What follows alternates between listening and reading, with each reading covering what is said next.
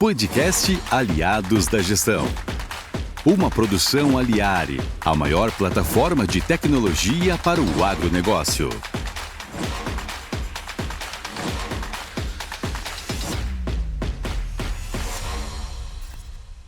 Fala pessoal, estamos começando mais um episódio do Aliados da Gestão, o podcast da Aliare que vem para trazer um bate-papo prático sobre as oportunidades e desafios da gestão no agronegócio.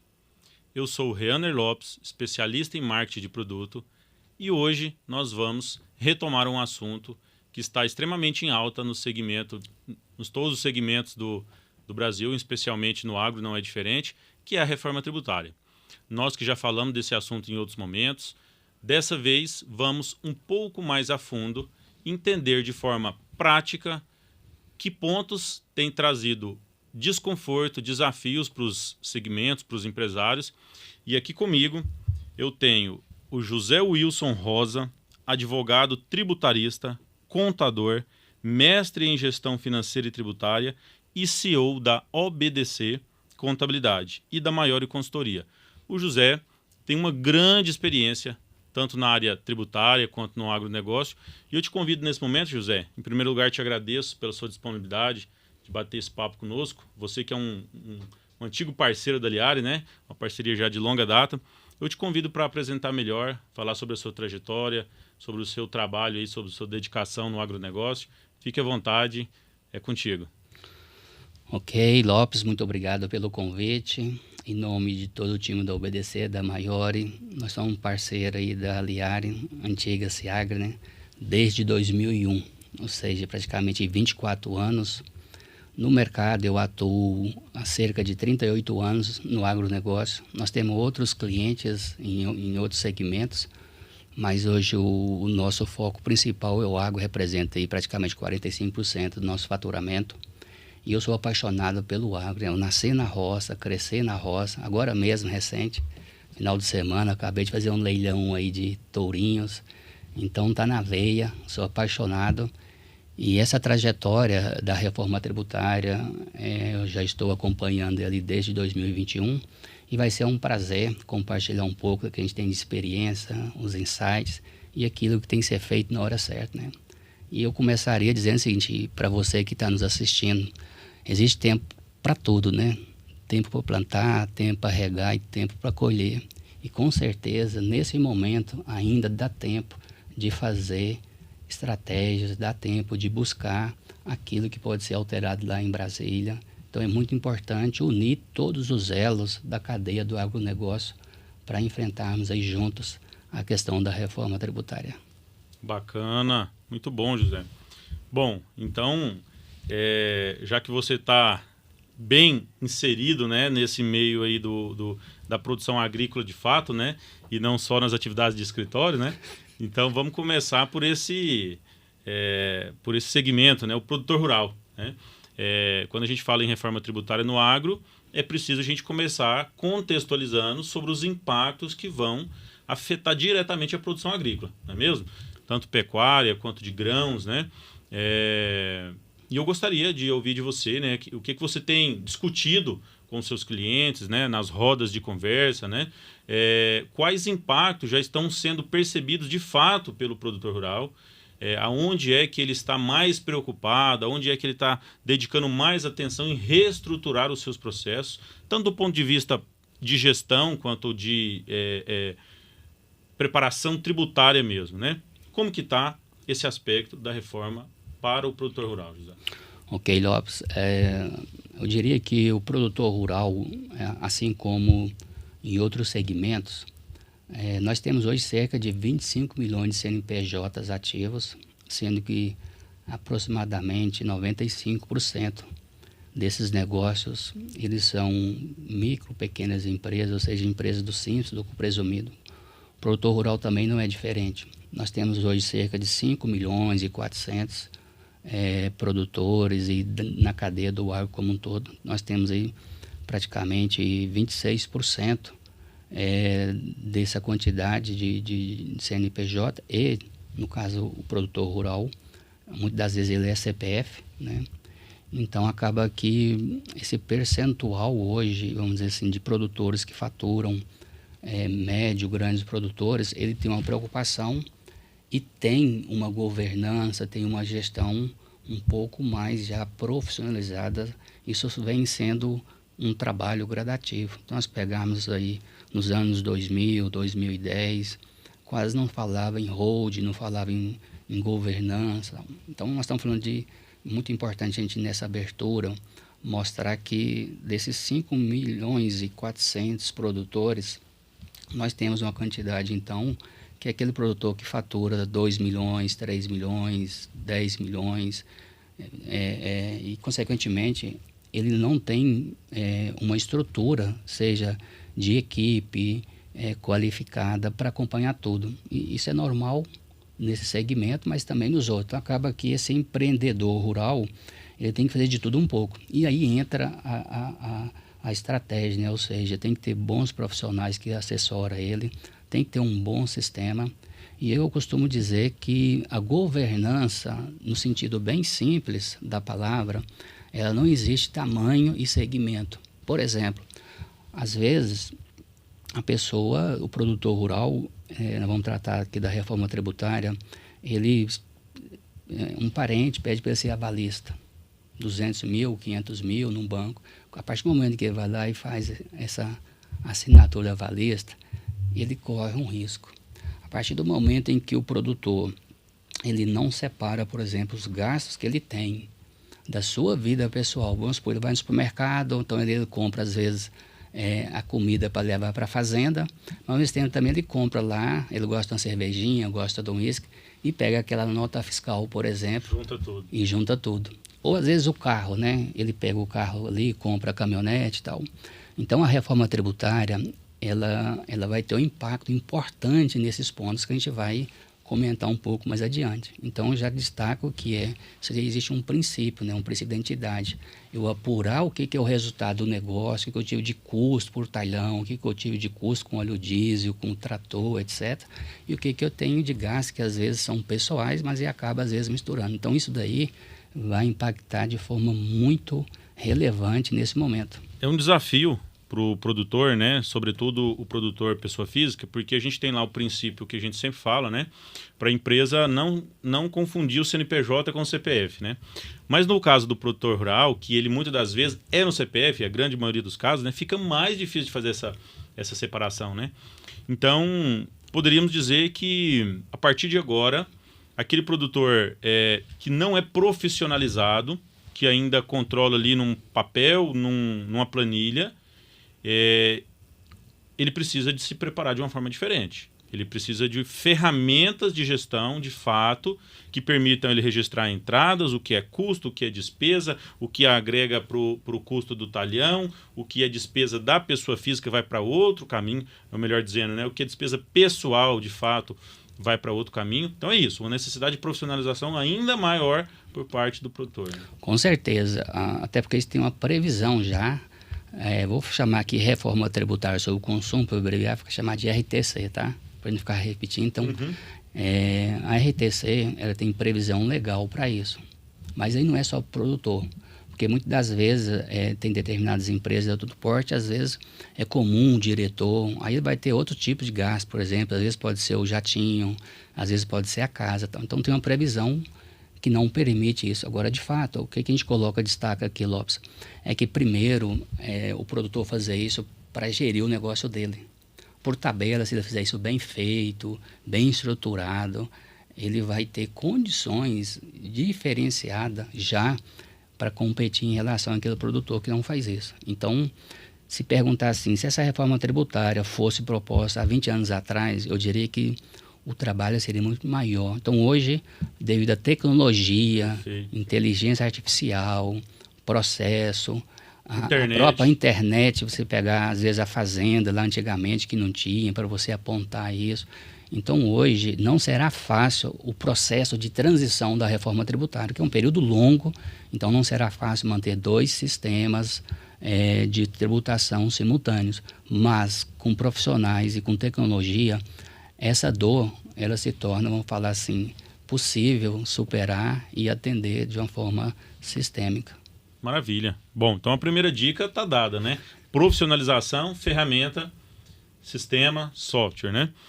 Bom, e aí a gente entrando um pouco mais nessa dinâmica do produtor rural, a gente sabe que a gente está agora nesse momento começando uma safra, né? E a gente sabe que o produtor rural ele passa por uma etapa ali de planejamento de safra, né? O produtor rural ele fica um tempo ali na entre safra, fechando os resultados da safra passada, planejando os resultados, planejando as ações da safra seguinte, e nesse momento, né, ele está começando ali a pensar em plantio, esperar a chuva cair, botar a semente no solo, né? Quem é produtor de grão, logicamente, né? Então eu queria te perguntar, José, como que você enxerga o planejamento de safra para um produtor agrícola com esse cenário da reforma? Ele tem que se preocupar de quem ele vai comprar? O insumo? Ele vai tomar crédito? Ele precisa de gerir os créditos que ele vai tomar? Como que fica esse cenário de aquisição de insumos, de planejamento de safra? O planejamento ele é uma ferramenta muito importante, que muitas das vezes acaba que o produtor ele tem que focar primeiro, de fato, é a tecnologia, é a produção, é aumentar a produtividade de 80, de 100, 120 sacas de soja. Fazer mais com menos. Exatamente. Então, isso tem sido feito. Devido ao incentivo que nós temos no produtor, quando ele dá lucro, ele adquire um maquinário e aí tem a depreciação acelerada 100%. Acaba então que esse planejamento estratégico, vem um planejamento financeiro, aí vem um planejamento tributário. Então, não tem como eu fazer um planejamento tributário em que o produtor não tem um orçamento, que ele não tem um planejamento, aonde ele quer chegar, aonde ele quer atingir, dando aquele resultado. Então, o planejamento tributário, nesse momento, é muito importante ele rever, né? Até porque, Lopes, bem resumidamente, né, nós temos um produtor rural que 3.600.000, ele não já enquadra na tributação, mas se nós pegarmos acima de 3.600 de faturamento anual, consequentemente, ele tem que começar a observar como ele compra, de quem ele compra, e automaticamente, ressaltando que no ano que vem, chamado o período de teste, ainda não terá o débito e o crédito no sentido de apuração de forma completa, né? Então vai ser... de 2026, né? 2026 vai ser o período de teste, e 2027, no caso da CBS, já entra em pleno vigor.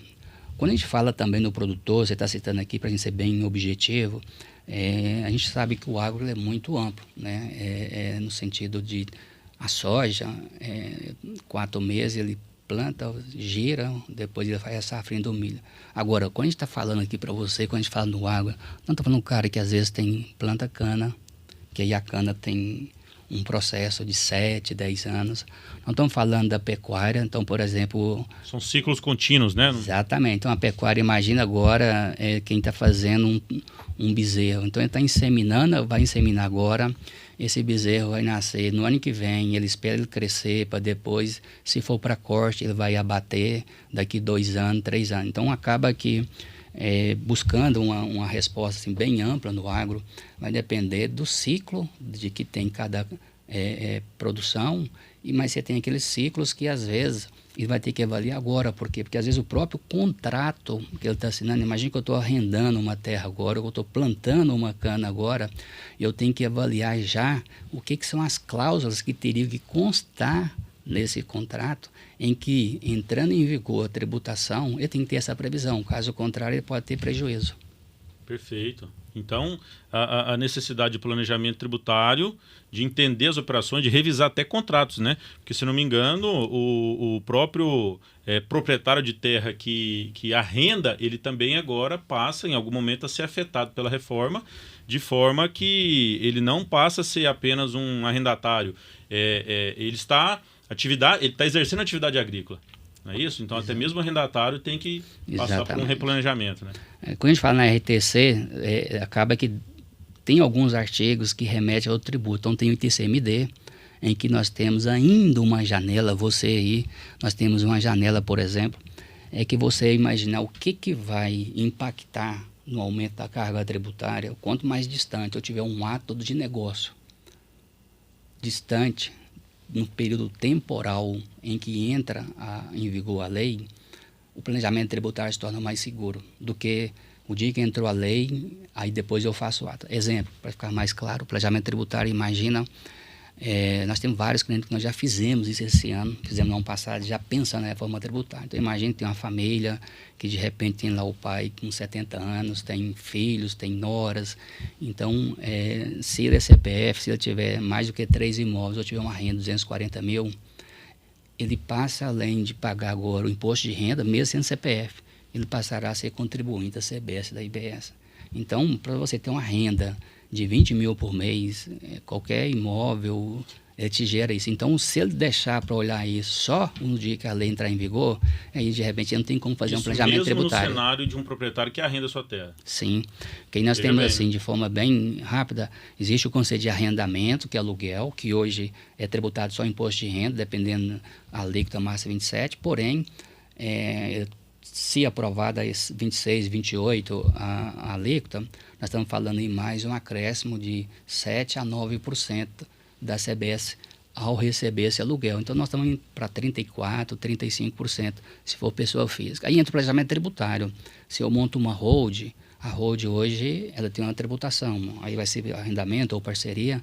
A parceria hoje, dependendo do que você produz, se eu vendo o produto para exportação, a gente consegue fazer um planejamento tributário que ele paga de 3% a 4% sobre o faturamento, porque acaba ele não tendo custo, não tendo despesa, então é um contrato de parceria. Porém, eu destaco aqui a importância, porque quando a gente fala em parceria, existe hoje um dos itens mais fiscalizados pela Receita Federal, é a chamada simulação, porque às vezes eu tenho um aluguel fixo, mas aí para eu pagar menos tributo, eu falo que é parceria. Então isso está no radar do fisco, esse ponto também de parceria, que tem que se fazer agora, todo esse planejamento, porque lá na frente, talvez não consiga. É interessante que as ações de hoje, muitos produtores têm determinadas ações porque em algum momento planejou-se, fez um planejamento tributário com base na legislação vigente. Então o que eu tenho ouvido muito, vou te chamar de JW, tá? Tá. JW. É o replanejamento, né? Sim. Então, que a gente vai entrar agora numa fase de replanejamento, porque muitas das ações que são executadas agora foram planejadas. Sim. Né? Mas agora existe a necessidade, então, de um replanejamento. Sim. De acordo com essa nova, Sim. essa nova legislação. Sim. Como se diz, né? Imagina você, Lopes, se o produtor, o empresário do agro, ele estivesse usando a mesma tecnologia para produzir o bezerro de hoje, de 10 anos atrás. Se ele estivesse usando o mesmo maquinário, a mesma forma de plantar, a mesma semente, com certeza ele estaria fora do mercado. Quando você fala na questão tributária, o Brasil, infelizmente, ele é um dos sistemas mais complexos do mundo. Então, um dos objetivos dessa reforma tributária é buscar simplificação, justiça tributária, que em parte vai atender, em parte. Por outro lado, nós pegamos a importância de acompanhar. Então, a própria reforma tributária, eu particularmente, cerca de 30% do meu tempo hoje, eu participo de vários comitês tributários. E o que está se discutindo lá hoje, em Brasília, que está aprovado até o momento, tem cerca de 3 mil emendas. Ou seja, desde 2021 a gente está acompanhando os bastidores, antes de aprovar a emenda complementar 132, que foi no final de 2023, ou seja, nós estamos em 2025. Ela foi debatida em 2023, mas antes houve toda uma discussão. E o que nós conseguimos, através das entidades de classes, várias entidades, como a FPA, Frente Parlamentar do Agronegócio, a Abrasen, Andab, Unipasto, IUB, CNA, exatamente negociações, que eu vou chamar aqui de Gestão Tributária Global, GTG, que é buscar fazer com que o impacto da reforma tributária, no caso do agro, seja menor. Quando tem essa união e trabalha para reduzir o impacto, foi exatamente em função das conquistas após a aprovada 132, depois do projeto de lei 68, que aí vem a sequência, a gente vai estar comentando aqui durante o nosso podcast, que mais tem de importância daquilo que eu diria que é da porteira para fora, que é esse papel do empreendedor rural, do agro. Às vezes ele filiar o sindicato da sua cidade, você lembra de quem você votou, você cobrar, acompanhar a votação, porque isso é importante, tá acompanhando também. Felizmente o agro tem algumas entidades, você citou algumas, né, que fazem essa defesa de uma forma muito forte e bem sucedida lá no Congresso, né? Então, de certa forma, mas ainda é tempo de cobrar, né? Não podemos abaixar a guarda, né? Porque ainda tem muita coisa para ser aprovado, de leis complementares, de regulamentações, né? Exatamente. Então, por exemplo, um item que eu particularmente participei lá em Brasília, quando você fala assim, por que 3.600.000 o teto? Por que não 4.800.000? Porque você pegar no comércio... Fala um pouquinho, né? JW, aproveita e fala sobre esse teto. 3.600.000, o que significa isso? O produtor que fatura até 3.600.000 por ano, ele vai ter uma diferenciação, ele vai ter uma obrigação a mais? Explica isso para nós. Até 3.600.000, ele... nós vamos colocar aqui como se fosse o simples para o produtor rural. Porque você tem as empresas do simples, comércio, serviço em geral, que hoje é 4.800.000. Porém, esse 4.800.000, existe um estudo que já está também lá no Congresso, que se ele tivesse sido atualizado nos últimos 15 anos, seria na faixa de 8 milhões, que não corrigiu. Não corrigiu, então teria que ser 8 milhões hoje o limite do simples. Então, o 3.600.000 é como se fosse criado um simples para o produtor rural, ou seja, quem fatura até 3.600, ele não está obrigado a pôr a CBS e IBS. Ele segue como é hoje. Ele continua só lá com a apuração do imposto de renda. Quem fatura acima de 3.600.000, ele passa a ser obrigado a ter a escrituração, assim como nós temos hoje o livro Caixa Digital, ele vai ter escrituração obrigatoriamente, mensalmente, fazer o cálculo de débito e crédito da CBS e da IBS, de forma objetiva, resumida, como se fosse o simples nacional para o produtor rural. Perfeito, está entendido. E assim, para a gente mergulhar um pouco mais no que o produtor precisa de começar a se preparar, né? Hoje o produtor, ele com a reforma, ele passa a ter um rigor maior de quem ele vai comprar? Ele precisa de cuidar de quem ele vai comprar para saber se ele vai poder se creditar. Na venda, ele tem que se preocupar para quem ele vai vender, se é mercado interno, se é exportação, vai ter diferenciação no tributo para a finalidade, para o destino. Fala um pouco sobre esse impacto prático da tributação para a atividade agrícola. Sim, então, das conquistas que foi lá em Brasília é exatamente essa, porque do jeito que estava, seria tributado, e aí conseguiu algo bastante importante e reforçar necessário, né, que é o diferimento. Então, o produtor, eu diria que ele é exprimido dos dois lados, porque ora ele é cliente e ao mesmo tempo ele é fornecedor. Então, quando ele compra o adubo, a semente, então imagina a cadeia de forma bem objetiva, aquela semente que a sementeira fez, vendeu para a distribuidora vendeu. Isso daí foi uma conquista de fazer o diferimento. Na prática, é postergar o pagamento. Consequentemente, o produtor, ao fazer essa aquisição desses produtos, ele está diferido. Automaticamente... Na aquisição. Automaticamente, tem outros insumos que não. Então, você imagina lá, ele tem o óleo diesel, ele tem energia elétrica, o próprio ferramentas. Então, aqueles outros custos que esse produtor tem, ele vai ter que observar. Por quê? Porque ele vai gerar crédito. Automaticamente, do momento que ele colhe e ele vende, então, dependendo também para quem ele vender, pode ter o diferimento. Você tem o caso que já é previsão da Constituição Federal, que é a exportação, que é imune, que nem cabe falar em tributação, mas aí depende, por exemplo, o milho, a soja... E o mercado interno. Você tem o mercado interno, então, por exemplo, se ele vender para uma cerealista, se ele vender para uma agroindústria, então quando ele vende, dependendo para quem ele vender, você vai ter o diferimento, dependendo da finalidade do produto, porque às vezes o milho pode ser matéria-prima para ração para o cachorro, pode ser ração para gado. Então, por exemplo... Pode ser até humano.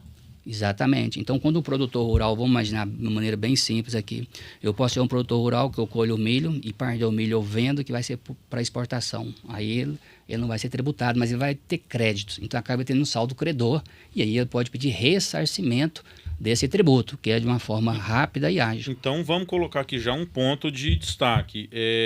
O produtor que não se preocupava com o que ele estava se creditando nas compras diversas dele, tanto de insumo para lavoura quanto de consumo, ele tem que passar a se preocupar, ele tem que passar a controlar o crédito que das entradas, certo? Exatamente. E aí é onde que entra um bom profissional, seja, dependendo do porte, né, o contador, o advogado, mas também com uma boa ferramenta de gestão, né? Ter um bom sistema em que faça essa parametrização, né? Porque caso contrário, vai ficar muito trabalhoso se fazer isso. Não pode ficar na mão do usuário decidir que tipo de regra tributária ele vai colocar para cada tipo de nota, para cada fornecedor. E aí onde que está essa RTC, ela impacta todo o negócio. Por quê? Porque aquele profissional que trabalha com compras, ele vai ter que entender um pouquinho. Então, de certa forma, vai ter que ter treinamento para quem compra, para quem vende. Então, quando você imagina um produtor maior, você tem os departamentos, como um negócio.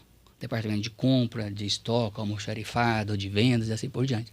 Então, acaba que na hora de fazer um orçamento, e falar assim, peraí, eu estou comprando esse produto por 100 e outro estou comprando por 102.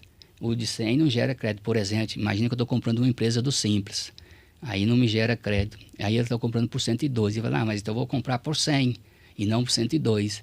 Mas esse 102 gerando crédito, ele vai ter que saber, dentro do sistema, fazer essa compra. Não, é melhor eu pagar 102, porque pode ser que vai gerar um crédito aqui, e aí ele está achando, pegando só o número ali, ele está perdendo dinheiro. Então isso vai ser extremamente relevante. Ou seja, o comprador não é mais aquele profissional que só está ali para buscar o menor preço. Ele está ali para buscar a melhor negociação, olhando para um todo, né? Inclusive para a ótica ali tributária, né? Ótimo. Só para reforçar, para não estender aqui, tem alguns estados que você tem já essa figura do ICMS. Que quando você fala no produtor rural, ele não é contribuinte do PIS e COFINS. Automaticamente você tem algum estado igual São Paulo, em que ele é CPF para a questão federal, mas ele tem um CNPJ. Então, no caso de São Paulo, por exemplo, ICMS, você tem vários insumos que ele vende, não tem tributação de ICMS, mas ele aproveita o crédito. Então, por exemplo, São Paulo, ele compra lá o maquinário, então às vezes ele compra fora do estado. Então, em alguns estados, que são poucos, né, que tem esse conceito, São Paulo, Bahia e tal, então, para quem já tem essa experiência no caso de ICMS, a CBS e IBS, ele é um aperfeiçoamento que vai gerar mais crédito do que, nesse caso, somente do ICMS, né? Olha só, então tem mais esse ponto de atenção, né? O crédito da CBS, né? Bom, JW, você tocou num ponto aí que eu gostaria de aprofundar, que é a não tributação na venda do grão, né? Pegar um exemplo de um produtor de grãos que vende para fim de exportação, né? E isso não muda. Mas a gente sabe que muitos produtores de grãos, soja, milho, café, utilizam parte da sua produção para pagar pelos insumos que ele adquiriu, que é um custo relevante da produção dele, são os insumos, né? Semente, fertilizante, defensivo. Então ele faz essa operação com as revendas, né? Então é o famoso barter, né? Onde ele, ao invés de fazer um pagamento financeiro para a revenda, ele paga, né? Ele entrega parte da produção dele em nome da revenda, seja num armazém próprio da revenda, seja num depósito apontado por ela. Então, nesse momento, essa operação fiscal ela deixa de ser uma venda com fim específico de exportação. Se ele está entregando o insumo para quitar, se ele está entregando o grão para quitar uma operação de barter. Passa a não ser mais vantajoso para o produtor rural fazer uma operação de barter com as revendas, ou não chega a tanto?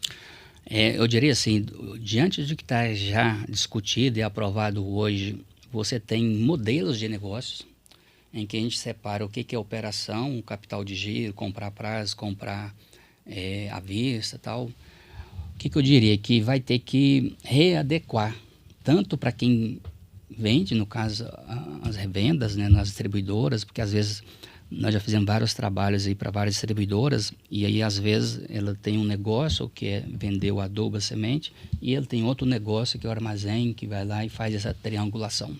Eu diria, do jeito que a gente está acostumado, ele não vai continuar integralmente aí que está. Né? Por quê? Porque a forma que tem hoje, às vezes você está tendo a venda dos insumos vai estar diferido, mas essa operação vai ter que estar vinculada, porque às vezes aqui você vai exportar, essa empresa aqui vai gerar benefício e ele também gera benefício.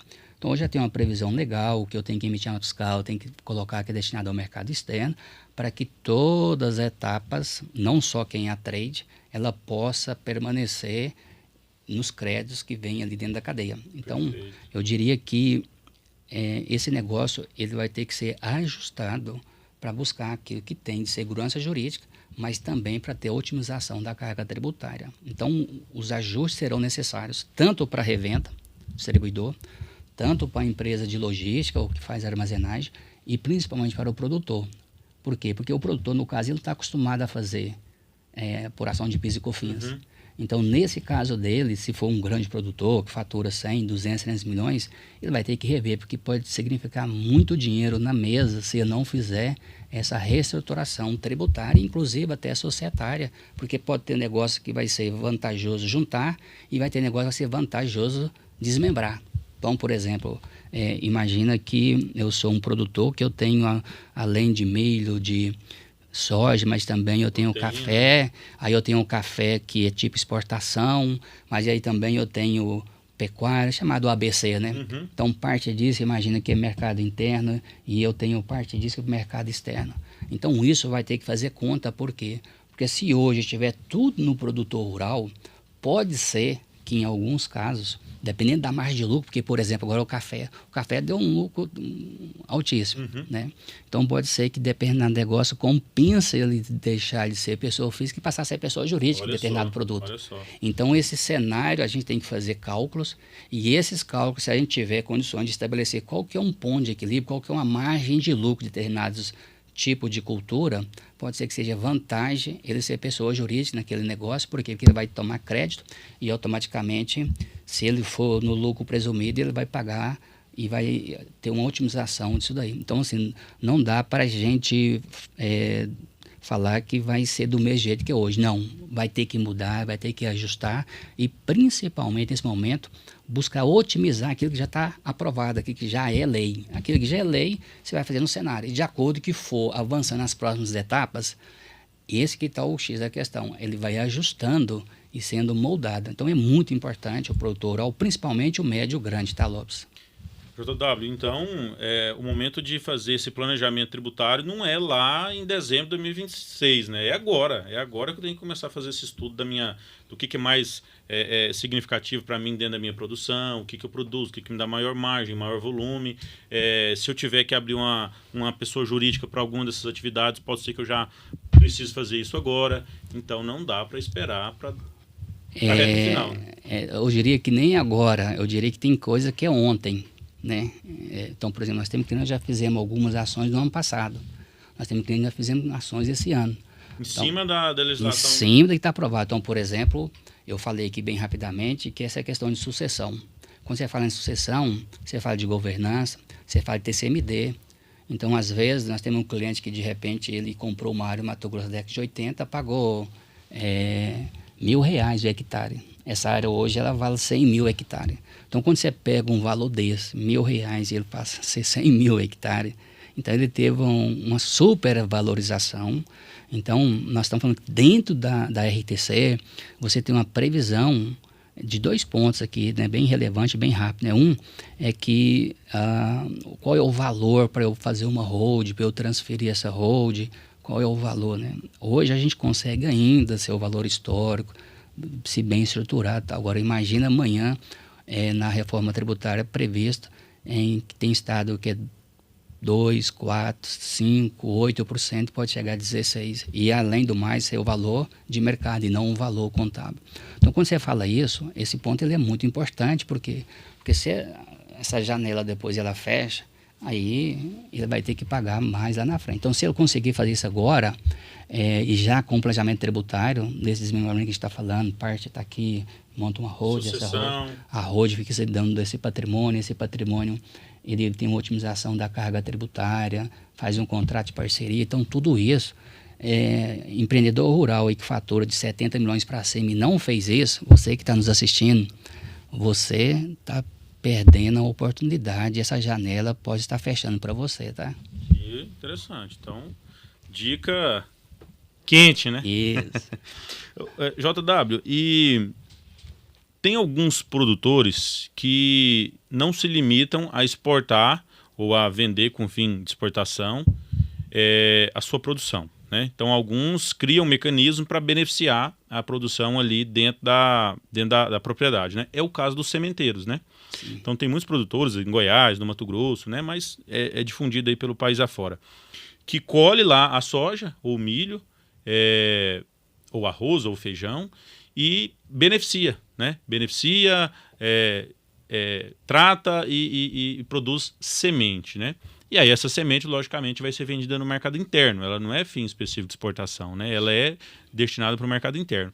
E para esse perfil de produtor que beneficia, que também é um sementeiro. O que impacta ele?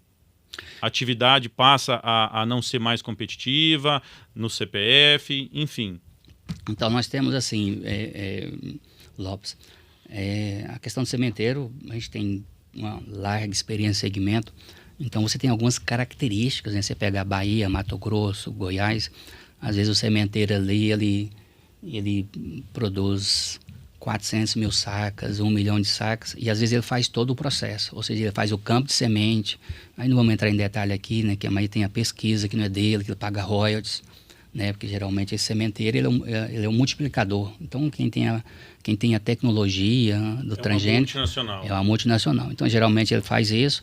E se ele faz todo o processo, né? Ou seja, se ele faz o campo da semente, igual você falou, faz a UBS e tal, hoje não é recomendável que ele faça todo esse processo num único lugar, né? Então, o primeiro ponto é esse, mesmo sem a reforma tributária, né? Então, a gente tem já implementado assim, se eu faço todo esse processo, primeiro a gente analisa em termos de negócio, né? Porque uma coisa eu produzir o grão lá na fazenda e falar, essa atividade me deu lucro, que é produzir o grão destinado à semente. Um outro negócio é eu ter o UBS, outro negócio é eu vender, tal. Então, quando eu pego isso e analiso como unidades de negócio, mesmo se for no CPF, eu tenho algumas características que me impedem de ser CPF. Por quê? Porque às vezes eu tenho várias atividades que eu estou praticando, não mais só de produtor, ou de comércio, ou de agroindústria. Então, com raras exceções, o cara que fatura 500 milhões, 1 bi, é muito difícil ele ser CPF, né? Mas ainda pode, mas tem que ter esses cuidados, a gente observa aqui. Após feita essa colocação de negócio, porque o planejamento tributário ele não pode inovar, trazer um negócio que não existe no mercado. Então isso é muito importante. O que é inovar? Se eu fizer um planejamento tributário e trazer uma atividade como um negócio em que ela não tem previsão de negócio, ou seja, aquilo que alguém pratica no mercado, ele já nasce com risco de caracterizar simulação, fraude, alguma coisa assim. Então isso é muito importante para o sementeiro. A partir do momento que a gente faz essa colocação, o sementeiro hoje, por exemplo, nós não vamos aprofundar aqui, mas nós tivemos diversos trabalhos nos últimos anos de compliance, de revisão, gerar crédito. Então, tem sementeira que chega a pagar 27% do faturamento em royalties e taxa tecnológica. Então, se, por exemplo, se uma empresa fatura 100 milhões, ela paga ali 27 milhões só de royalties e taxa tecnológica. É um valor muito alto. Porém, ele repassa isso para o cliente e automaticamente ele tem que pagar isso para a Multi. Como a semente hoje não é tributado, nem PIS, nem COFINS e ICMS, a não ser que vende para fora do estado, então por se tratar de um insumo agrícola, né? Exatamente. Então acaba que essa sementeira hoje ela gera saldo credor de PIS e COFINS, porque tem energia elétrica, tem o imobilizado, tal. Então acaba empresas deixando o dinheiro de apurar isso de uma forma correta, de previsão legal, deixando. Com a RTC, a CBS e IBS, automaticamente isso daí vai mudar, né? Então, seja o produtor rural, seja pessoa física ou pessoa jurídica, vai ter que ter uma atenção. Então, a gente coloca aqui se esse produtor já está fazendo tudo aquilo que é permitido de otimização tributária hoje. Se não, ele tem oportunidade para buscar. A partir do momento que entra a RTC, ele vai tomar mais crédito do que tem hoje. Isso é fato. Então, imagina assim... Porque tudo vai ser passivo de crédito, né? Eu diria assim... de uma maneira muito objetiva, se eu pegar uma DRE, eu tenho a receita, tenho um custo, tem despesa com venda, aí eu chego lá na última linha, tá? O que tem algumas observações bem rápidas, né? Então, como regra, eu tomo crédito de quem é contribuinte. Então, imagina que eu sou uma sementeira, tenho 200 funcionários, CLT, então eu não posso tomar crédito. Então, se eu tenho um custo com o pessoal, em hipótese alguma, eu vou poder tomar crédito. Por quê? Porque eu estou pagando uma despesa de salário, essa despesa automaticamente ele contribui. Então, de uma maneira muito simples para você, que para não ser muito técnico, né, não falar de contador nem advogado para advogada. Então, como regra, aquela despesa que eu tenho, que hoje não gera crédito, por exemplo, de ICMS, ou alguma despesa que não gera crédito de PIS e COFINS, eu vou poder ter, como regra essa, ou seja, que o fornecedor, ele seja fato gerador, seja contribuinte da CBS-BS. Se ele for, eu vou poder tomar crédito de uma maneira bem simplista e objetiva. Então, eu aumento a quantidade de itens, de despesas, de gastos em que eu tomaria, que é o chamado crédito amplo. Eu aumento a quantidade de itens que eu tenho hoje comparado. Eu diria assim que é muito próximo da base de cálculo do imposto de renda da pessoa jurídica ou da base de cálculo do imposto de renda do CPF. É muito próximo, porque você tem uma quantidade a mais de gastos e despesas que serão aproveitadas. E uma empresa que beneficia qualquer que seja a atividade que ela tem beneficiamento dentro da propriedade, né? A gente deu o exemplo do sementeiro, ela tem uma atividade ali basicamente uma planta industrial, né? O beneficiamento de semente ele é uma planta industrial ali, né? Então, o leque de despesas que ele tem para essa atividade é muito maior do que um produtor que simplesmente colhe e já tira da lavoura e manda para o armazém, né? Com certeza, né? Eu citei aqui o principal, né? O maior custo hoje da sementeira, o primeiro é o grão, né? Que é destinado à semente. Mas o segundo é royalties. Né? Que hoje a gente consegue, dentro da legislação, aproveitar esse crédito. E aí você vai tendo lá os rostos, maquinário, né? O próprio investimento ali da UBS, ali. Então, o que a gente tem? A gente vai ter um processo depois de transição, né? Aquilo que eu tenho, que eu já fiz de investimento, aproveitei parte. Então, isso hoje não está totalmente aprovado ainda, esse momento de transição em relação, assim como nós tivemos o PIS e COFINS 2002, 2003, que foi não cumulatividade, aí eu tenho estoque de produto, eu tenho imobilizado. Então, aquilo que eu aproveitei em parte. Então, por exemplo, imagine que a empresa tem um saldo credor de PIS e COFINS. Ela tem que tentar fazer caixa disso o mais rápido possível, porque depois vai ter um período. ICMS da mesma forma. Quem tem saldo credor de ICMS, lá na frente tem uma previsão, né, que é ruim, né, que hoje está falando em torno de 240 meses. 240 meses são 20 anos. Então, quem tem saldo credor de PIS, COFINS, ICMS, tem que tentar fazer moeda, virar caixa disso o mais rápido possível. Interessante. Então, mais uma dica prática aí, né? Para se atentar agora, né? E não 2027, né? Bom, falamos muito aí sobre esse cenário do produtor rural, né? Das diferentes atividades, né? E aí a gente pode agora passar, assim, um pouquinho, estava dentro da porteira, né? Passar para fora da porteira um pouquinho, mas ainda num segmento que é totalmente conectado ao produtor, que é o distribuidor de insumo, né? O distribuidor de insumo, a loja agropecuária, que são dois segmentos que estão ali de mãos dadas com o produtor, né? Sem esse segmento, o produtor não opera, porque é o distribuidor que vai lá, que vai visitar, que vai fazer assistência, que vai levar o insumo, que vai apresentar a tecnologia, né? A Multi, ela produz a tecnologia, mas é o distribuidor que vai lá e apresenta, e aplica, e acompanha, né? A loja agropecuária, por sua vez, faz a mesma coisa para o produtor de suínos, de equinos, de bovinos, né? De aves, né? E por aí vai. Como que você tem enxergado? Creio que você também tem clientes nesse segmento, né? Conversa com empresários desse segmento. Como que está a preocupação do empresário da distribuição de insumo, da agropecuária, quanto à reforma tributária, né? Hoje a gente já tem muitos insumos isentos. Como que fica essa isenção, né? Agora com a reforma? Ao invés de isenção, vai ser diferimento? Para quais finalidades? Como que fica? Então, essa é uma questão bastante relevante e destacar aqui, né, que aqui é uma gestão tributária global, da porteira para fora, que eu acredito que o agro está fazendo isso, mas ainda tem a oportunidade de ter uma participação maior, né?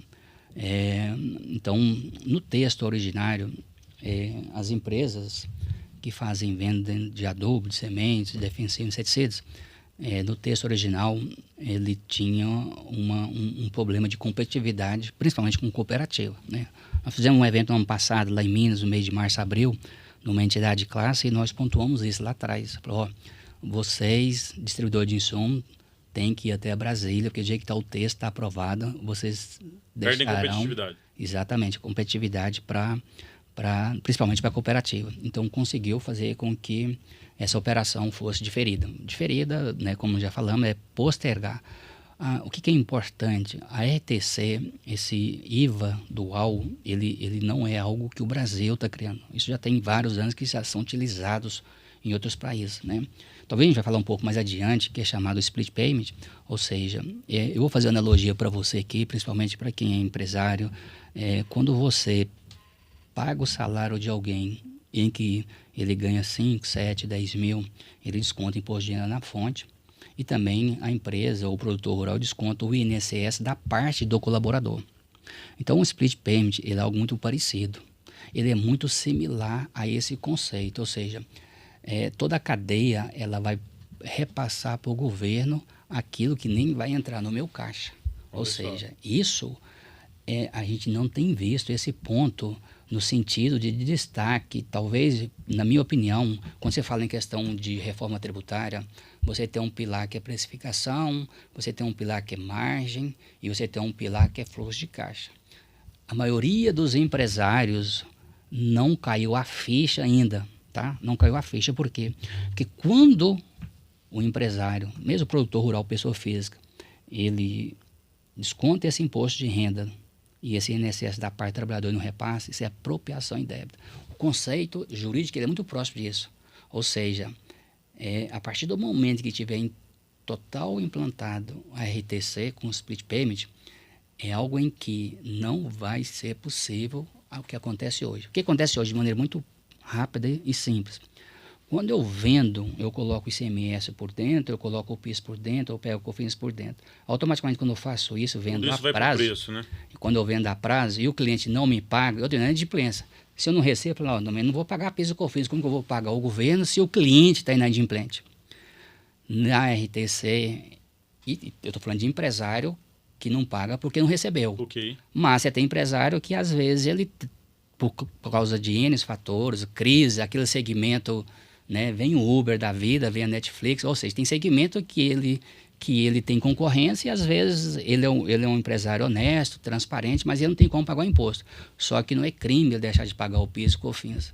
Só que você também tem uma quantidade de empresas que deixam de pagar o tributo e faz fluxo de caixa. Então isso agora, com o split payment, isso não vai ser possível. Isso é um ponto extremamente, eu diria que é a espinha dorsal do novo sistema. Do novo sistema vai ser interessante. Isso. A espinha dorsal. Interessante. Aconteceu o fato gerador, o tributo já vai para o cofre do governo. Ele não vai ser de imediato, porque nós estamos falando que a RTC ela vai ter um processo que vai durar até 2032. Então, ele vai ser a CBS no ano que vem é o experimento, aí a empresa vai ter que parametrizar o sistema, vai ter que especificar a nota fiscal, e aí falar que é uma alíquota mínimo, percentual 0,9 e tal, mas ao mesmo tempo fala o seguinte, você não tem que pagar se você cumprir todas as obrigações acessórias. Então, mesmo esse produtor rural, pessoa física, que faturar acima de 3.600.000, ele vai ter que parametrizar o sistema, ele não vai ter tributo. Mas se ele não fizer isso... a primeira obrigação, digamos assim, né? Exatamente. Então, esse ponto de fazer, ele tem que fazer agora, agora, né? Por quê? Porque o que vai acontecer? Se todo mundo deixar para fazer lá em dezembro, vai faltar mão de obra para parametrizar, para treinar o time para começar a fazer em janeiro. Então vai ser aquela loucura. Então tem que ser feito agora o mais rápido possível isso daí. Perfeito, perfeito. Bom, JW, você citou aqui 3 pilares da distribuição que eu achei bem pertinente, né? Precificação, margem e caixa. Então, caixa é um que a gente já viu que vai ser afetado, porque aquele recurso de tributo que antes entrava no meu caixa e dependendo da estratégia ali, compunha o meu capital ali, o meu caixa para arcar com alguma coisa, eu poderia manobrar esse dinheiro de imposto, né? Agora eu tendo a não contar mais com isso no meu caixa. Então, meu caixa, digamos que ele se aperta mais, né? Exatamente. Aí o que vai acontecer? Você imagina, no caso da distribuidora, em que eu vou colocar aqui, diferente das lojas agropecuárias, tá? Então, assim, quando a gente fala em quantidade de CNPJ, porque assim, o Brasil... Existe uma pesquisa que 100% das cidades brasileiras ela tem negócios do agro. Porque não tem como você ter um município se não tem negócio do agro. Então, 100% dos municípios têm negócio do agro. ou ele... Por quê? Porque ele tem a fazenda ali, Qualquer que ou seja tem a atividade, chácara, né? o cara produz ali e tal. Aí, às vezes, você fala assim, mas em São Paulo, na capital, não tem uma revenda que fatura 500 bi, porque no município de São Paulo você não tem jeito de plantar 100 mil hectares de soja igual no Mato Grosso. Bacana, não tem. Mas você vai ter que ir à loja agropecuária, sabe? O cara tem um cachorrinho de estimação, tem o passarinho, tem o gato. Essa loja agropecuária, ela vai ter impacto, mesmo ela estando simples. Então, quando você fala em quantidade, quando você fala água, essa cidade de 5 mil habitantes, 10 mil habitantes, ela tem a distribuidora de insumo que fatura 100, 500 milhões, 1 bi, para grandes produtores. Né? Grandes áreas, né? Mas, em termos quantitativos, só reforçando aqui, cerca de 95% dos produtores e das empresas do agro, em termos de quantidade, eles estão no Simples Lucro Presumido. Então, essas empresas também vão ter que avaliar esse impacto. Por quê? Porque a partir do momento que eu estou no lucro presumido ou estou no Simples, eu tenho que rever a forma de tributação. Porque na hora que eu comprar esse insumo, mesmo que eu tendo, para não estender aqui, a maior parte dos produtos de uma revenda, ele está diferido. Quando você pega a loja agropecuária, não. Às vezes a agropecuária tem 2 mil itens. Ela tem o parafuso, tem a arruela, tem o mata-bicheira, tem o arreio, tem o chapéu, botina, tem a botina, cachaça. tem o canivete, enfim. Olha a diversificação dessa loja agropecuária. A partir do momento que você tem esse mix imenso de produtos, automaticamente que não serão todos diferidos. Não serão. Então, você vai ter produtos que terão a tributação normal e tem produtos diferidos, tem produto alíquota zero e tal. São destinados à produção agrícola, né? Nem todos eles são insumos agrícolas, né? Exatamente. Alguns ali são destinados ao consumidor final, de fato, né? Uma ferramenta, um vestuário, isso aí não é um insumo para produção agrícola, né? Não vai ter diferimento nesses itens. Não vai ter. E aí, o que é importante, Lopes? É que quando a gente fala, às vezes, em termos quantitativos, então nós estamos de forma bem rápida aqui, essa revenda, que fatura milhões, geralmente vai ter um mix de quantidade de produto menor do que as lojas agropecuárias. Então, ela vai, como regra, ela vai passar a ter crédito. Né? Porque se ela for diferida a maior parte das vendas... Ela vai ser uma grande acumuladora de crédito. Acumuladora de crédito. O problema é esse crédito que ela está acumulando, tem uma previsão legal, né, que ser ressarcido de 60 dias até 180 dias. Porém, isso, quanto mais bem foi estruturado e menos, vamos falar assim, erros tiver, né, no sentido de pedir ressarcimento e tudo mais, automaticamente isso é extremamente importante.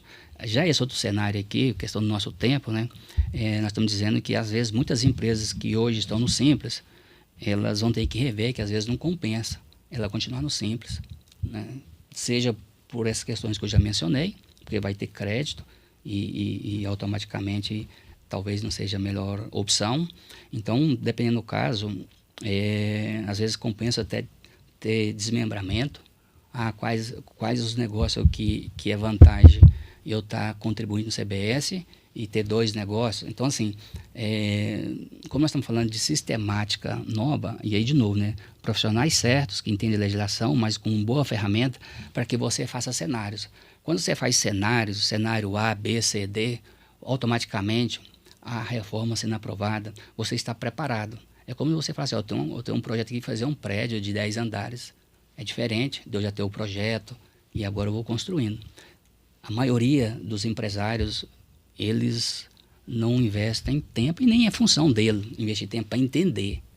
Eu diria que eu costumo dizer assim, né, o empreendedor, quando ele chega nesse porte, papel nosso, da Liari, junto com o contador, com o advogado, ele fala assim, o empresário está aqui, a bola no pênalti, se a gente puder ir lá, amarrar a mão do jogador, do goleiro, e colocar uma fenda ali no olho dele, falar assim, o empresário vai lá, chuta, agora faz o gol. Eu acho que a reforma tributária tem esse papel. Agora, quando a gente fala da reforma tributária, do empresário fazer força para fazer mudança, aí precisa de todos. Mas são 5.400.000 pessoas, empreendedores, donos, né? Então, quando a gente fala em pontos que ainda podem ser negociados em Brasília, aí precisa de todo mundo. Ou seja, aí não existe apenas um elo. Todos os elos do agro têm que unir. Ou seja, o produtor, porque se o produtor agora, nós estamos batendo recorde de RJ. né? Então, se o produtor não está bem, ele não vai conseguir pagar a revenda não vai conseguir pagar a multinacional e toda a cadeia. A cadeia como um todo se enfraquece. Né? Exatamente. Então, para concluir essa análise nesse bloco, aquilo que é GTG, Gestão Tributária Global, todos juntos. Boa. Apoiando o sindicato, a entidade clássica que ele participa, se não é afiliado, filia uma entidade. Filie, por quê? Porque aquilo que está ruim para o agro consegue mudar lá em Brasília. Aquilo que da porteira que não pode mudar em Brasília, aí ele tem que contar com esse planejamento. Se adequar e se profissionalizar, né? E aí, só para a gente matar, né, esse bloco, no aspecto da precificação e da margem, né? Hoje, até nós da Liari que lidamos com o sistema, é muito comum o nosso cliente distribuidor ou loja fazer uma precificação com os impostos por dentro, né? Ou seja, ele vai ali, calcula os custos dele, calcula as despesas fixas, calcula ICMS, PIS e COFINS para aquele produto que tem e já apresenta um preço final para o seu cliente e não detalha nada, o preço é aquele, né? Como que fica com esse novo formato? Porque a partir de agora, o destino passa a influenciar na alíquota, né? Então, eu não tenho mais alíquotas necessariamente estaduais, mas eu tenho variações municipais, correto? Então, como que você enxerga esse novo processo de precificação? Você acha que vai impactar? Vai ser um pouco mais parecido com o que a gente tem lá nos Estados Unidos, por exemplo? Você tem um preço na prateleira e o preço final só vai acontecer ali no caixa, né? Como que você visualiza a precificação? Eu diria que eu estou aí no agro praticamente 38 anos. Eu diria que com a cajadada pode matar 2 coelhos nessa pergunta sua. Talvez a gente faria uma cajadada, um coelho seria o conceito de precificar. Porque infelizmente muitas das vezes o pessoal vai lá, vou colocar 20%, 25%, 30% e tal, mas ele não faz o conceito conforme a regra, conforme é o conhecimento. Então acaba que esse conceito da precificação que é feito hoje, muitas das vezes, ele fica no escuro ainda, né? Ele vem na onda, porque o cara está fazendo de uma forma, então lá o preço é esse, aquilo tal. Só que às vezes ele não sabe se o cara lá comprou parte à vista, se fez alguma operação estruturada de capital, se ele buscou um fundo de investimento, tal. Então eu diria que o primeiro ponto é buscar realmente mudar a mentalidade e o processo de precificar. Esse é um ponto. Agora, outro ponto é o impacto da reforma tributária. Então, de fato, se pegar uma empresa que tem lojas em 3, 4, 5 estados, ela vai mudar o comportamento. Uma coisa é eu ter uma unidade em outro estado em que ele sirva de centro de distribuição, porque às vezes o produtor não consegue ter lá o barracão suficiente, porque às vezes o produtor, novembro, dezembro, janeiro, ele vai pegando gradativamente. Então, é o centro. Agora, analisando só a questão tributária, vai ter que rever todo esse processo, que muitas das vezes esse matriz que está no estado, consequentemente, ela não precisaria de ter essas unidades. Então, às vezes a gente tem unidade sementeira, revenda, em que ela tem filiais, e assim, a gente pode falar isso abertamente, porque ela tem um mínimo de estrutura, está ali, mas o produto fica 2 dias só, passa ali, emite nota fiscal e vai para o cliente.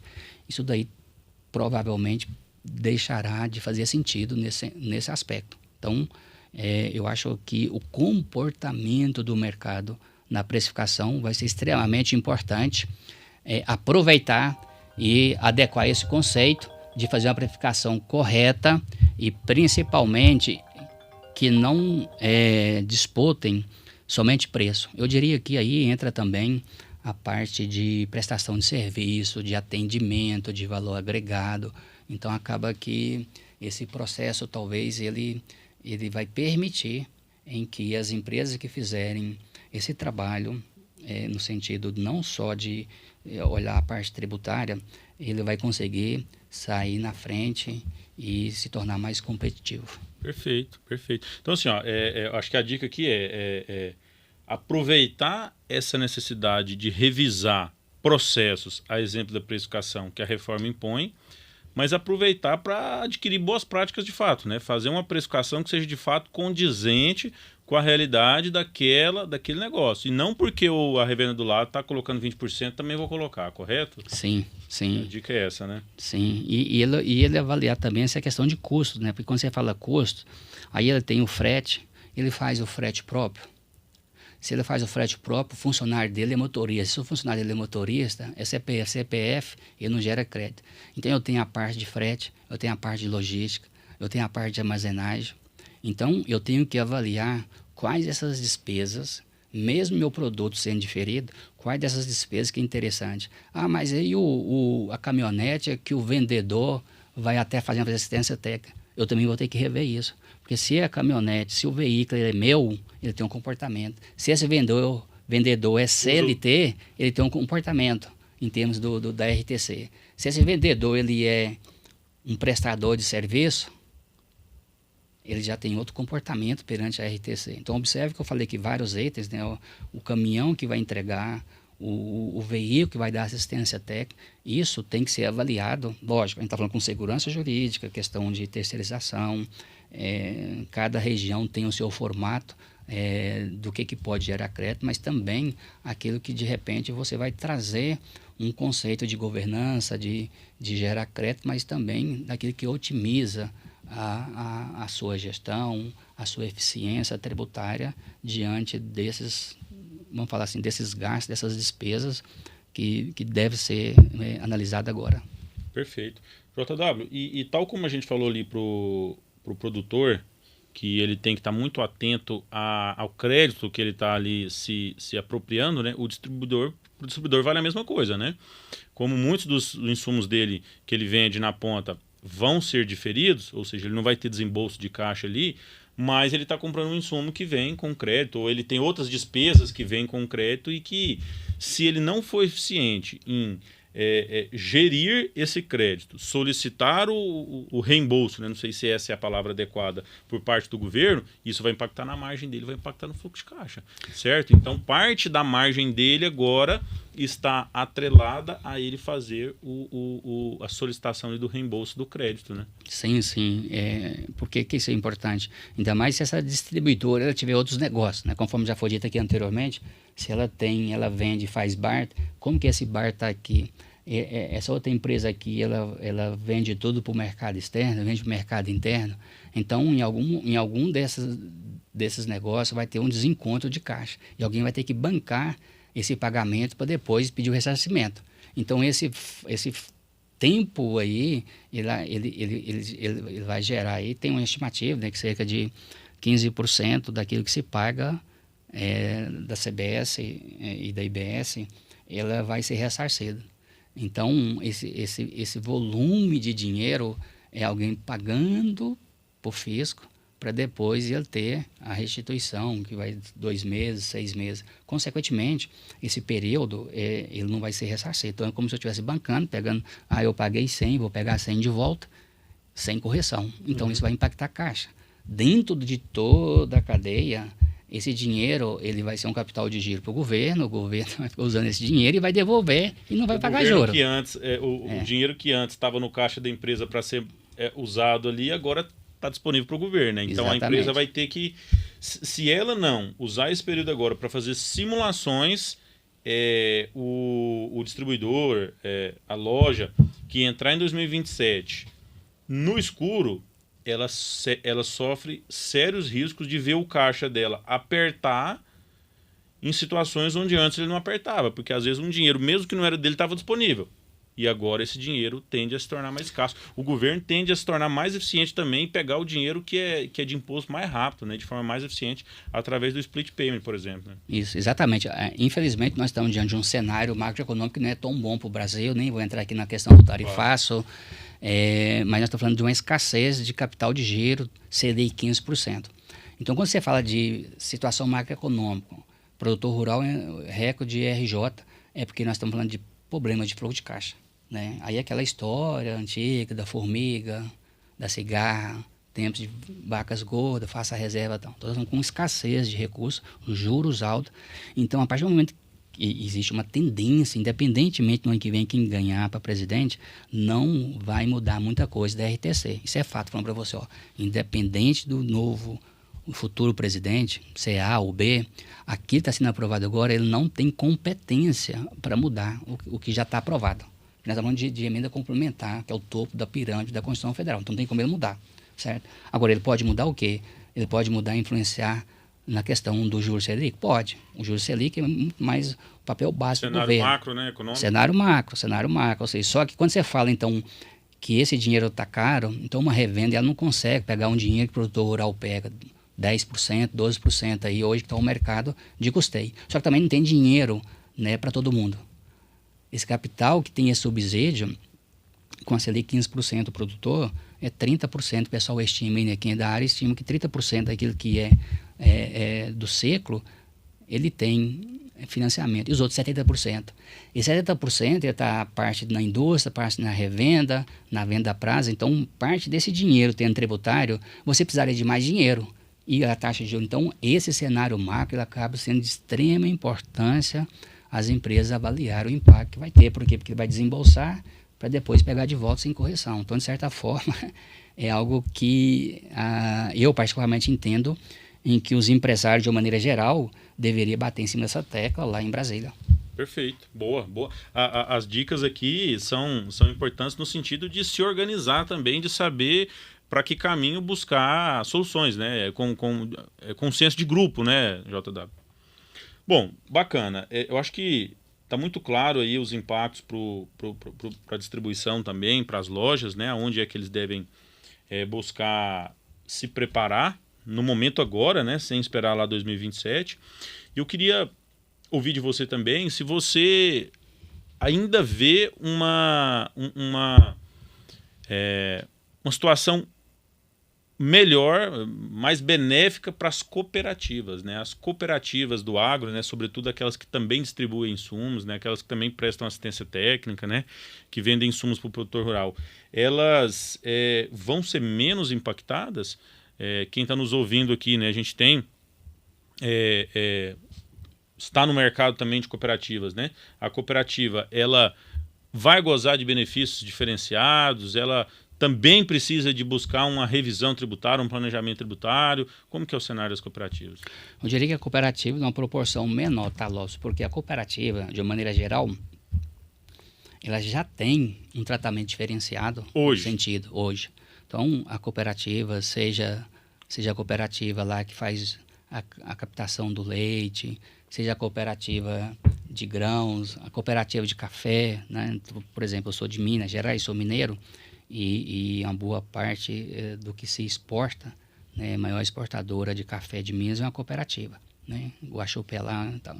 Então, essas cooperativas, elas já têm um tratamento que é o ato, né, do que ela compra, do que ela vende e tal. O que acontece na prática, que eu verifico talvez, é que pode ser que essa legislação que a gente está falando que tudo vai ser online, digitalizado, uma apuração assistida, né, que a gente fala que depois que tiver 2027, 28, 29, em seguida, né, quando a gente falar da CBS, que vai ser um período só de um ano, né, no ano que vem, que na verdade está falando sobre PIS e COFINS, tudo é da União. O mais complexo depois é juntar os dois, né, que é ICMS, os 27 e os 5.500 municípios, que é a IBS. Lá nesse momento, aí sim, dependendo da cooperativa, você imagina essa cooperativa que de repente já tem unidade em vários municípios, né? E aí, às vezes, quando ela pratica o ato somente com quem é cooperado, e aí, se a gente fala bem abertamente, a gente que não é bem objetivo, né? O que acontece? Imagina que eu sou um produtor de café lá em Minas e eu tenho um pequenininho, tem lá 20 hectares só, e fala assim, eu comecei a plantar café aqui agora tal, e vou vender. Aí eu chego lá, não comprei nada da cooperativa, comprei um insumo de outro, mas não vou vender para a cooperativa aqui porque ela vai me pagar um preço melhor. O que acontece? Mas você não é cooperado. Você faz uma ficha. É assim que acontece na prática, né?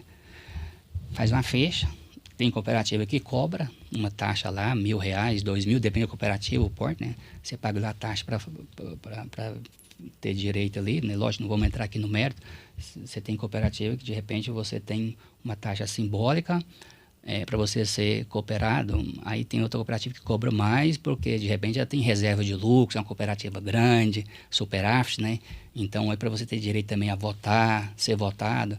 Então, a gente não vai entrar aqui no mérito. O fato é que a cooperativa, quando ela pratica esse ato em que não é cooperado, ela teria o tratamento igual a uma empresa normal.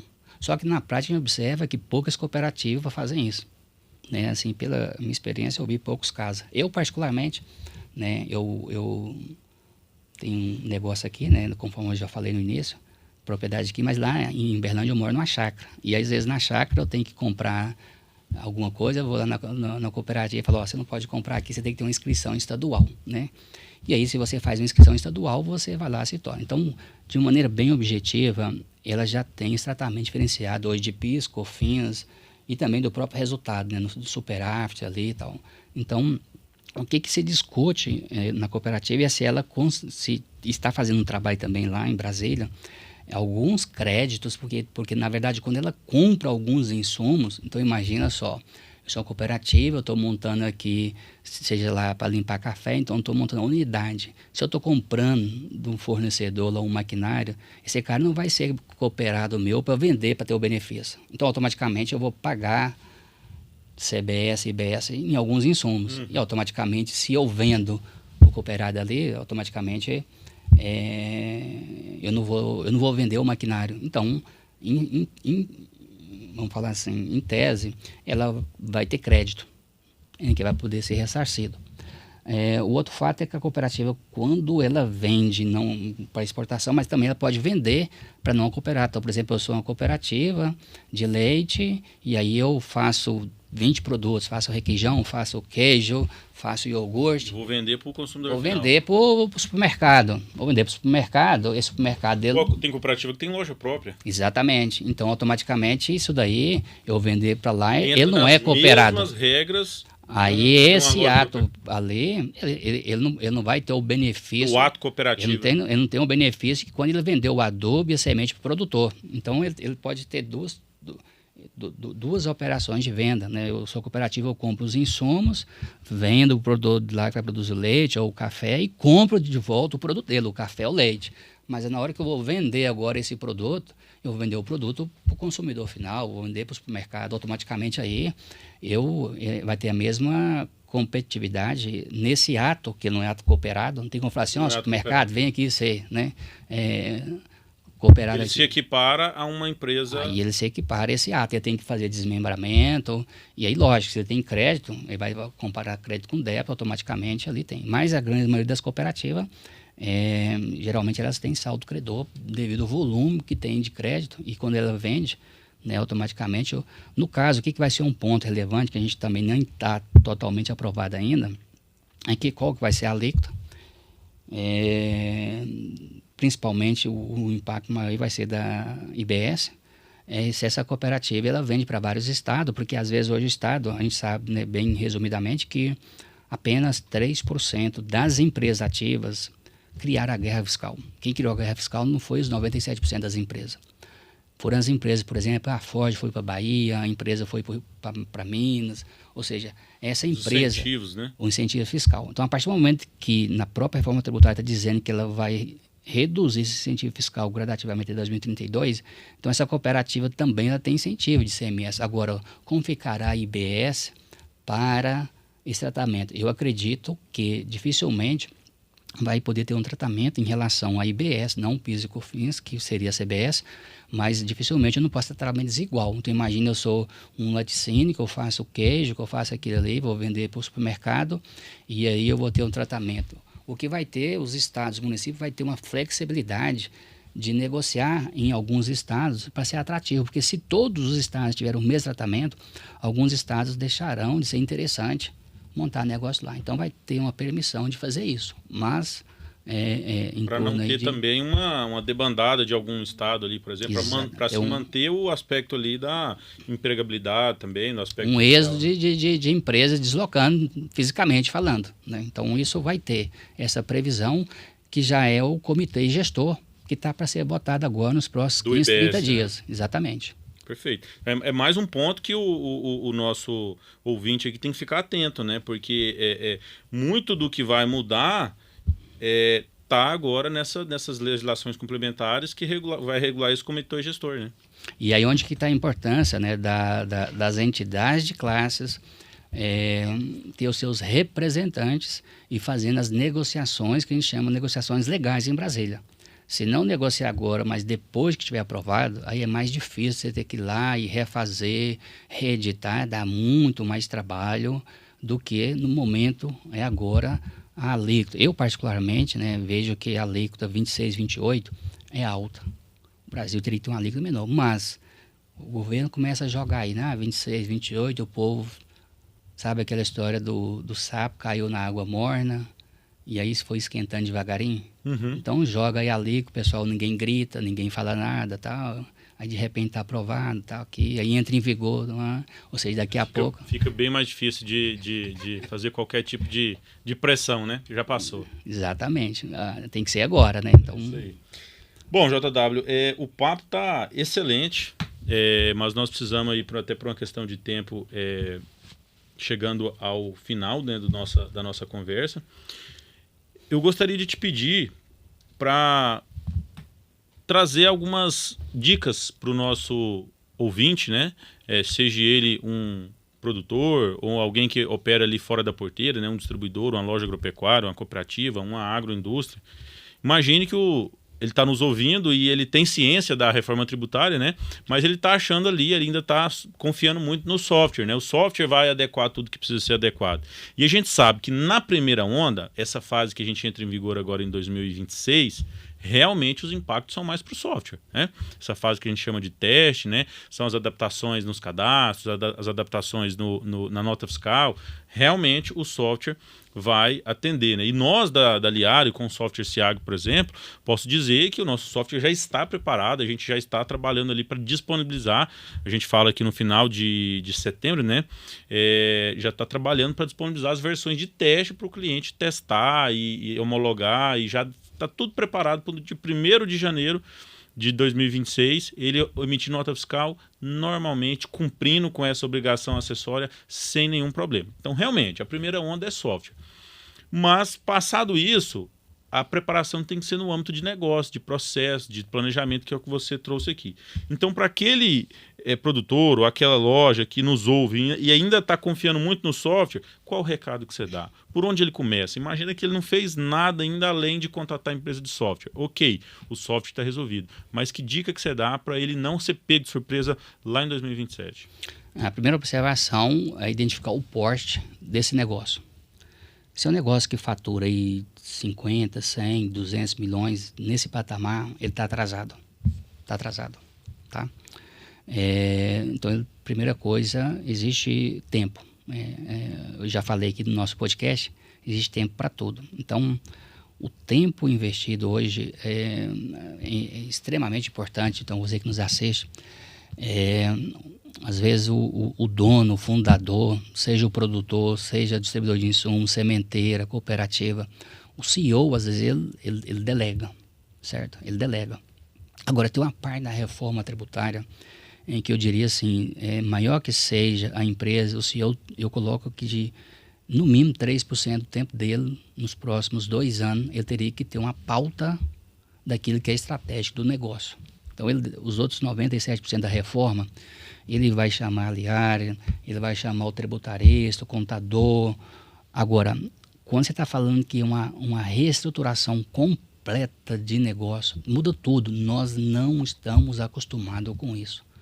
Então, se esse CEO, se esse dono, produtor rural, no mínimo eu colocaria 3%, ele ter uma participação, buscar profissionais em que façam esses cenários, mas pensando até 2032. Tentar imaginar, a primeira coisa é essa, a primeira dica é, imagina o percurso todo.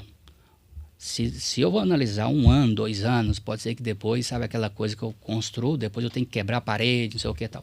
Então, o primeiro ponto é isso, analisar o processo. Porque quando ele faz um planejamento estratégico, pode ser que dentro do negócio dele está previsto ter um novo negócio, pode ser que ele vai ter que fechar a unidade. Tá? Então, esse é o primeiro ponto.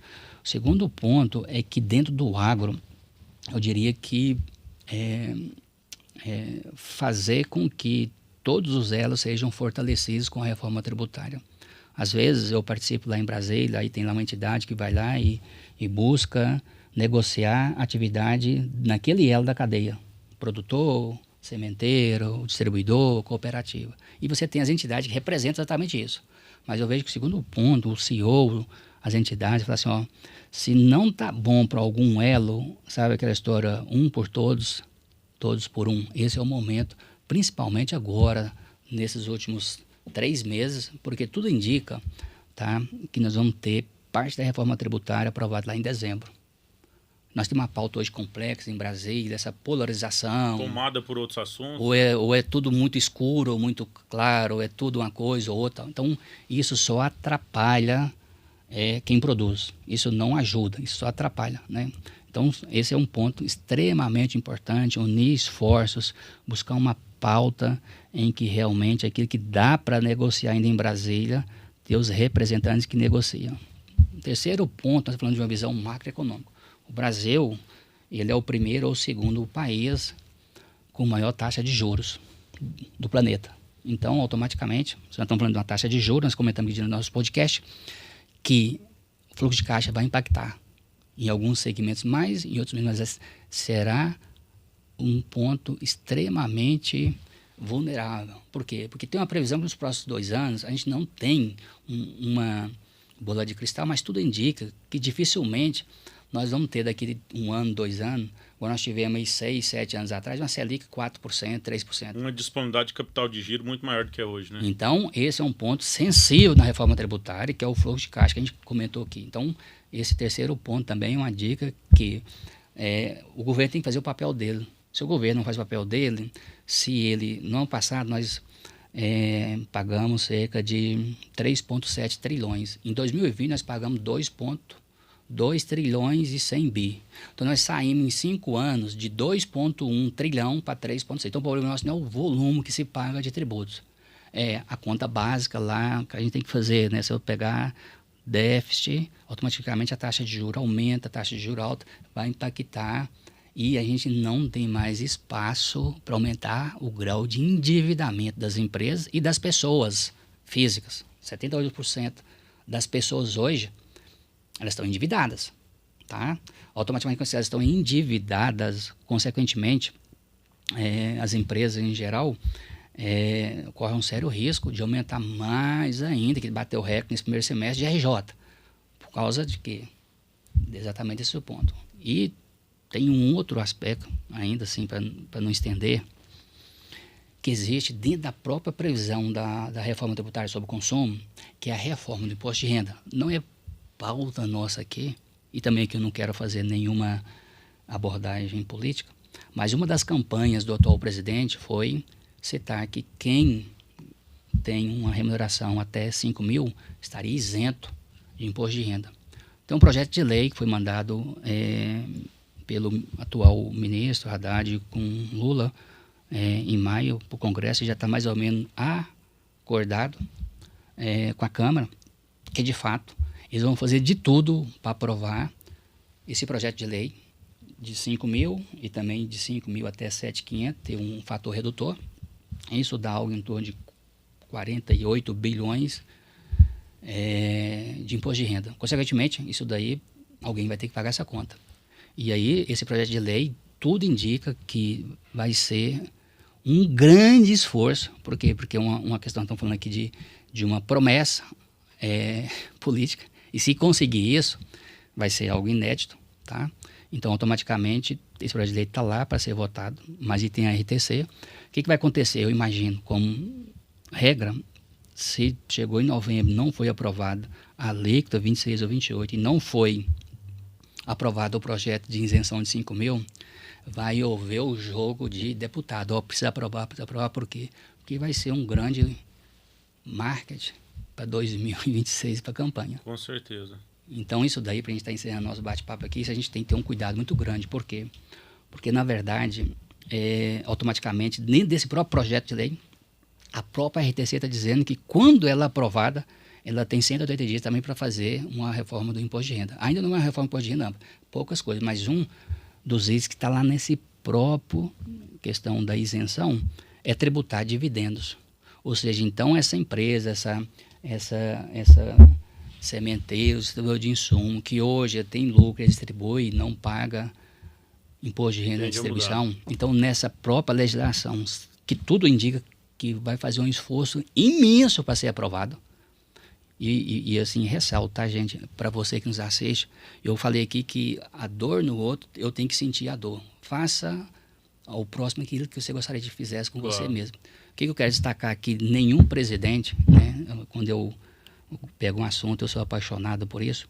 De vez em quando eu aprofundo, estudo. Nesse caso, desde 94, talvez você não lembra do cruzado, do real, e houve a conversão. Nenhum presidente, nem FHC, nenhum presidente corrigiu a tabela de imposto de renda. Então, não é que está fazendo um benefício. Aqui é educação financeira tributária. Nenhum presidente corrigiu a tabela de imposto de renda de acordo com a inflação. Corretamente.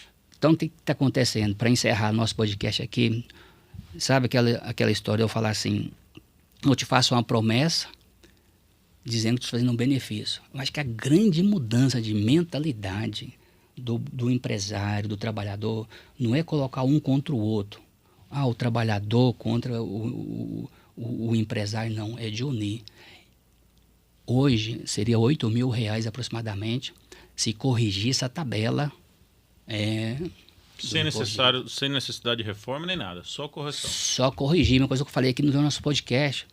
As empresas do Simples seriam 8 milhões, então não está fazendo nenhum favor. O que muda a mentalidade nossa, nós temos que mudar a mentalidade assim, nós empresários, nós trabalhadores, somos nós que pagamos a máquina.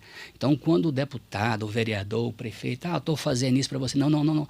Quem está pagando a conta, eles estão fazendo nada mais do que pegando o dinheiro nosso e distribuindo. Então, acho que essa reforma tributária, eu queria deixar essa mensagem para a gente, tipo assim, o time de futebol já não está tão bom da seleção, né? Então, que a gente tivesse um pouquinho de propósito, de paixão, de entender um pouquinho disso. Por isso que eu falo que todo CEO, toda pessoa entender um pouco. Para quê? Para exatamente ter a mudança. Ter essa mudança e fazer essa visão sistêmica, mudar a forma do governo pegar esse recurso, trazer para a educação, para a saúde, para a segurança, e não precisaria, né, da investimento que a gente faz em tantas outras situações que é muito importante. E qualquer ganho que for conquistado não beneficia apenas um segmento isolado, ele beneficia a cadeia, né? Sim, porque olha só... Tem que ter esse pensamento em grupo também. Olha só, Lopes, para encerrar aqui os nossos insights, a visão sistêmica. Por que o colombiano, não estou falando de política, tá, gente? O venezuelano, o mexicano quer ir para os Estados Unidos? Lá ele não tem essa quantidade de benefício. O cara que ganha aqui 7 mil, hoje, ele paga quase ele paga 1.500 mais ou menos de imposto. O cara que ganha 7 mil, ele paga entre imposto de renda na fonte, INSS e tal. Só que a empresa também paga muito. Então acaba que a empresa tem muitos encargos. Por conta disso não consegue pôr mais dinheiro na mão do colaborador. E aí, o que a gente está falando, gente? Nós estamos falando que se o consumidor, nós estamos falando o seguinte, nós temos 25 milhões de CNPJs. Eu acabei de falar aqui que cerca de 95 deles são simples presumidos. Essas 25 milhões dessas empresas são consumidoras. Ela consome isso, as pessoas consomem o relógio. Quando nós estamos falando que a exportação não vai ter tributação, mas aquilo que nós consumimos internamente, a geladeira hoje, quase 40%. A cerveja que você toma, quase 50% é carga tributária. Então, quando a gente fala que essa carga tributária, as pessoas trabalham 155 dias para o governo, nós temos que ter esse espaço para amenizar a Aliar, para estar tendo esse espaço aqui. Nós temos que ter mais educação financeira, educação tributária. Por quê? Porque se o carro custa mais, a geladeira, a pergunta que eu faço e deixo aqui para encerrar esse cara que ganha 7 mil, ele custa mais para a empresa? Ele consome menos? A pergunta é, o apartamento que ele vive é financiado ou é à vista? O carro que ele anda é financiado à vista? A geladeira. Então, acaba que a gente cria uma sistemática de venda a prazo. Nós entramos num processo de endividamento. Então, acabamos de falar aqui que o fluxo de caixa das empresas, mas automaticamente cria-se uma política não de prosperidade, do conceito de fazer reserva, de eu ter lucro, parte eu invisto e parte eu faço reinvestimento. Então, para encerrar, Lopes, eu acho que A dica mais importante é a gente ter uma mentalidade de prosperidade. Não existe nenhum país do mundo que é próspero, no sentido amplo da palavra, se ele não tiver mentalidade de prosperidade. Se o cara ganha 10 mil ou 5 mil, tiver mentalidade de prosperidade, a gente tem essa mudança. Então, essa reforma tributária vai vir um presente empacotado da reforma do imposto de renda e vai tributar todo o lucro acima de 50 mil, vai ser tributado no mínimo de 10%. Então, às vezes, está quietinho lá e pode ser que ele seja aprovado dia 20 de dezembro. Então, o que a gente encerra aqui é o seguinte, ó, presta atenção no RTC, mas também avalie o lucro que você tem acumulado, acompanha, coloca alguém para acompanhar, porque eu te digo que o governo vai fazer tudo para aprovar essas duas mudanças nesse ano. Ainda nesse ano. Certo. Perfeito. Bom. Olha, JW, realmente as dicas foram muito boas mesmo. Tenho certeza que quem nos acompanha, né, através do podcast vai usufruir dessas dicas, né, e vai colocar em prática, porque foram dicas muito claras e objetivas. Bom, nós chegamos ao fim dessa conversa, né? Provavelmente vamos ter outros momentos como esse, porque foi muito bom. Eu agradeço quem nos acompanhou, quem nos ouviu até aqui. Peço para nos acompanhar pelas redes sociais, pelo canal da Aliari no YouTube, né? Para que tenha acesso a outros conteúdos como esse. A Aliari está sempre se esforçando para trazer conteúdos relevantes como esse. Eu agradeço muito, JW, pela sua participação, pela mensagem positiva, né? Pelas dicas práticas que você trouxe. Nós ficamos por aqui. Se o conteúdo for relevante para você, pode ser que seja relevante para um colega também, para um empresário de outro ramo ou do mesmo ramo, compartilha. Vamos fazer a mensagem tão positiva que foi falada aqui circular. JW, muito obrigado e até a próxima. Eu agradeço, Lopes, agradeço o nosso amigo Carlos, que eu conheço desde 2001. Parabéns, Aliari, e por esse espaço, esse conteúdo. E realmente nós queremos liberdade. E a liberdade a gente conquista com mudanças, e essas mudanças, ela passa por conteúdos como esse. Gratidão e tamo junto aí. Com certeza, tamo junto. Pessoal, até a próxima. Muito obrigado.